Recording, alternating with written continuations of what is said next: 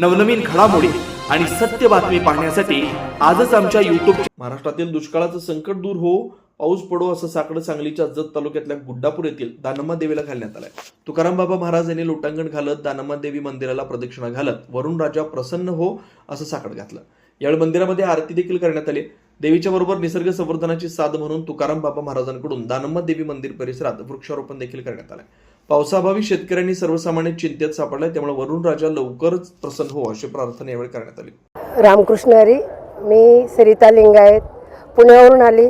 बाबांनी जो आज उपक्रम जो दाखवला की पाऊसच पडत नाही, जून महिना संपण्यात आला, तर आज भक्तांसाठी त्यांनी जी हाक घातली आहे, जी आवाज दिला आहे दानम्मा मातेला की हे आई जगदंबे माझ्या लेकरांसाठी, शेतकरी राजांसाठी मेघगर्जना होऊ दे, असं आज त्यांनी साकडं घालून आणि लोटांगण घालून देवीच्या चरणी नतमस्तक होऊन आरती करून त्यांनी आज सिद्ध केलं की भक्तीशिवाय पर्याय नाही, भक्ती सर्वात श्रेष्ठ असते। कितीही पैसा असला तरी भक्ती करणं खूप गरजेचं आहे। म्हणून सगळ्यांनी आज बाबांना म्हणजे साथ द्यावी आणि बाबांना आज भरून देवीने पण आशीर्वाद दिला। तर मी एकच म्हणणार आहे की देवीकडे आपण सगळ्यांनी साकडं घालायचं की आई जगदंबे ह्या दुष्काळमध्ये तुझी साथ आम्हाला सगळ्यांना राहू दे। मग सगळ्यांनी म्हणा बरं, रामकृष्ण हरी, दानम्मा देवी की हुवाळे। आपल्या सर्वांना कल्पना आहे की संत श्रेष्ठ बागडे बाबांचे पट्टशिष्य माननीय तुकाराम बाबा हे गेल्या अनेक वर्ष सातत्यानं जसं धार्मिक कार्याबरोबर त्यांचं एक सामाजिक कार्यसुद्धा खूप मोठ्या प्रमाणात आहे। त्याचप्रमाणे आजसुद्धा त्यांनी एक अनोखा उपक्रम हाती घेतला आहे की ह्यामध्ये भक्ती आणि सामाजिक सेवा या दोन्ही गोष्टी समाविष्ट झालेल्या आहेत। त्यामध्ये त्यांनी वृक्षारोपण याबरोबर जत तालुक्याच्या पूर्व भागामध्ये जो सातत्यानं दुष्काळ पडतोय त्याची तीव्रता पाहून आज जून संपत आला तरीसुद्धा पाऊस पडत नाही, म्हणून दानम्मा देवींना साकडं घालून मेघगर्जना व्हाव्यात यासाठी त्यांनी आज दंडवत घातला आहे, साकडं घातलेलं आहे। त्यांच्या ह्या मागणीला आई दानम्मा देवी यश देवो आणि लवकरात लवकर पर्जन्यवष्ट हो हीच अपेक्षा।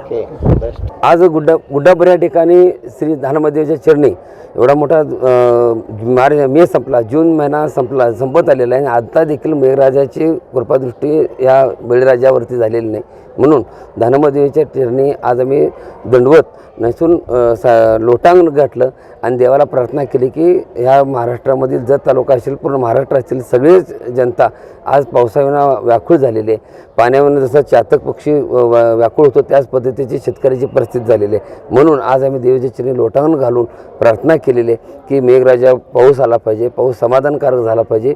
जून महिन्यातला 7 जूनला पाऊस चालू होतो, पण आज 23 जून आहे तरी देखील एक थेंबा पावसाचा नाही आहे। दुबारी पेरणी करण्याची वेळ शेतकरी राजावरती आलेले, बळीराजावरती आलेले, दुःखाचा डोंगर त्यांच्यावरती कुठेतरी कोसळता दिसतोय। म्हणून आम्ही देवीच्या चरणी साकडं घालण्यासाठी एक वेगळ्या पद्धतीनं प्रार्थना करण्यासाठी आज लोटांगण ह्या ठिकाणी घेतलं आणि ह्या ठिकाणी गुड्डापूर या ठिकाणी मी पाणी परिषद देखील घेतली होती। म्हैसाचं पाणी देखील पूर्व भागामध्ये आलं होतं, ते देखील पाणी आम्हाला मिळावं हे देखील ह्या माध्यमातून देवीच्या चरणी प्रार्थना केलेली आहे। आणि त्या एवढंच नाही तर महाराष्ट्रामध्ये जो शेतकरी वर्ग आहे, प्रत्येक वर्षी एखादा पीक चांगलं आलं की दुसऱ्यांदा काहीतरी प्रसंग त्यावरती वेढा होतोच, तर ते येणाऱ्या काळामध्ये असं काहीच होऊ नये आणि सुखी समाधानी जनता ही शेतकरी वर्ग राहावा आणि ह्यांच्यावरती कृपादृष्टी देवीची व्हावी म्हणून आम्ही एक वेगळ्या पद्धतीचं पलटी लोटांगणा दंडवत या ठिकाणी देवीला घेतलेलं आणि आमची 100% गुड्डापूर दानम्मा देवीवरती श्रद्धा आहे आणि अंधश्रद्धा नाही, पण श्रद्धेवरती वाटचाल करणारी ही महाराष्ट्रातील जनता राष्ट्रीय संत गाडगे बाबांनी वैराग्य संपन्न बागडे बाबांचा विचार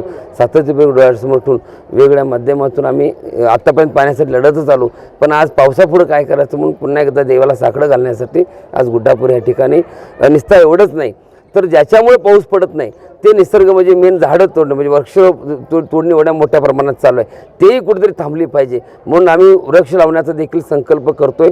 आजपासून 1001 झाडांचा आम्ही संकल्प केले, झाडं आम्ही आणलेल्या झाडं लावून देवीला साकडं घालतोय, म्हणजे पर्यावरण पण वाचलं पाहिजे। त्यासाठी पूर्ण महाराष्ट्रामध्ये नव्हे तर सगळ्यांनी तो संकल्पना ती राबवली पाहिजे आणि झाडं जगली तर पाऊस पडेल। ह्याचे कारणीभूत आपण स्वतःच आहोत। बाकीचे लोक आहेत की झाडं तोडण्याचं प्रमाण तितक्याच प्रमाणामध्ये वाढलेलं आहे, म्हणजे एकीकडे गॅस नाही म्हणून झाडाचा पर्याय, लाकडाचा पर्याय, चुलीचा पर्याय वापरायला लागलेत, झाडं कटाकट तोडली जात आहेत. ह्याची कारणीभूत आपण स्वतः देखील आहोत. पण आम्ही नुसतं झाडं न लावता खड्डे तेच, झाडं तेच, ह्या वर्षी लावलेलं खड्डा पुढच्या वर्षी तोच खड्ड्यामध्ये पुन्हा तेच झाड राखलं जातं. असं न करता झाड 100% जगलं पाहिजे, याच्यावर आम्ही आजपासून कामाला सुरुवात करणार आहोत. ते प्रत्येक गावागावामध्ये, भागाभागामध्ये जाऊन झाड जगवलेल्या माणसाला पारितोषिक देण्याचा देखील श्री संत बागडेबाबा मानवमित्र संघटनेच्या वतीने आम्ही तो प्रयत्न करणार आहोत. नवीन घडामोडी आणि सत्य बातमी पाहण्यासाठी आजच आमच्या YouTube चॅनलला सबस्क्राईब करा, शेअर करा आणि लाईक नक्की करा.